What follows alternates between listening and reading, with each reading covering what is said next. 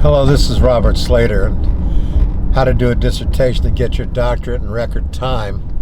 Of course, to do a dissertation, as you know, you have to do a lot of reading, and there's a lot of stuff out there to read.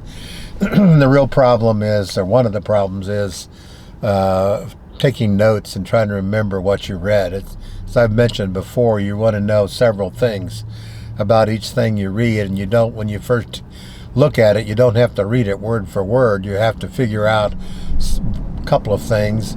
You first of all have to figure out what's the question that the author of the article you're reading are asking or trying to ask or dealing with.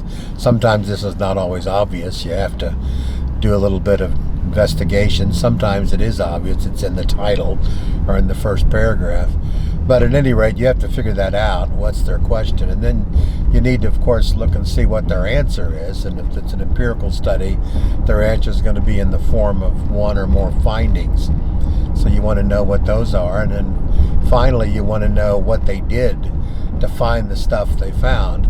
So if you know those things about an article, their question, their answer, and their findings, and their methodology, you'll go a long way toward understanding what's going on. And if you later want to read the article more carefully, you can take a note on it. That note can be either on a 3x5 card or on a notebook or on a computer, and then use that note later to relocate the article and remember what it said. Now, your note-taking can be either on, again, as I said, 3x5 cards or notebooks or a computer. And note-taking systems have varied, but they go back to the 16th century. You can find examples of note-taking systems. Probably in the 17th, 18th century, people started using small slips of paper. So you had people like Descartes and Pascal in France. Pascal particularly using small pieces of paper and keeping hundreds, if not thousands, of notes. And then in a more modern period, you had scholars, German scholars particularly.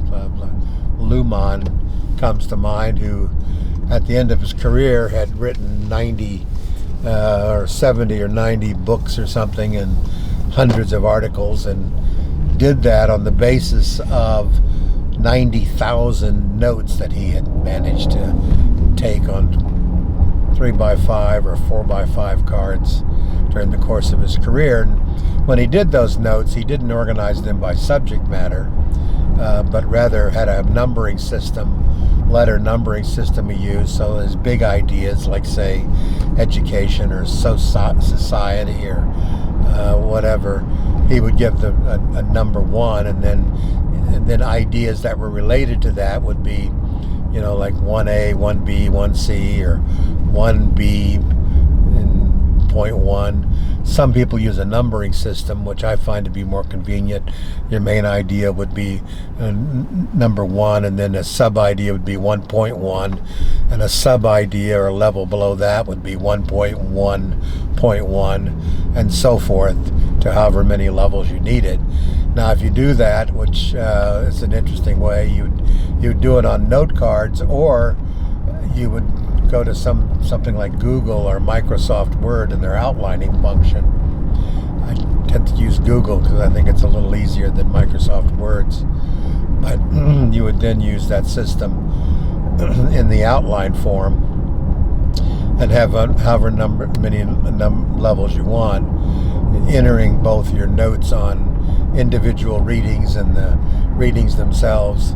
And you may end up with, at the end of the process, 40, 50, 100 pages of outline that you build as you go along. You can figure it out once you go to Google or Microsoft and try the method. You can see what I'm talking about, how you can have different levels. And so the point is that each one of the numbers for each level and the notes, you usually keep the notes short, would be equivalent to a note card. So you could have, say you did 1,000 notes, you would have them in kind of outline form, and then it would be easier to convey convert them into a paper. But at any rate, whatever note system you use, you have to use some kind of note system. It ought to be one that you can articulate, that is, connect one note with another note, either through with a note card. If you just put in a link, the word link to, and give the number to the other card it should link to. Whereas if you use a Google Doc or a Microsoft Word doc, you can actually link the different notes to the outline. But need to have a note-taking system, and the key is to use one that works for you, where you can, in fact, you have to do at least a couple of things with whatever note-taking system you use, whether it's a notebook or cards or Google Doc or whatever. You've got to be able to organize the ideas at different levels so that sub-ideas go under main ideas, etc. And then you've also got to be able to link one idea with another idea and know how to go from one to the other. So whatever system you use, you need that kind of linkage. And so what you're looking for is a web, kind of a web of knowledge, where one idea would take you to another idea and so forth. At any rate, it's kind of an experimental thing, but there's stuff around on note-taking, and you should check it out. But whatever you do, keep a coherent system and a system that is doesn't change from one method to another. If you have any questions on this, put them in the comments and I'll try to address them.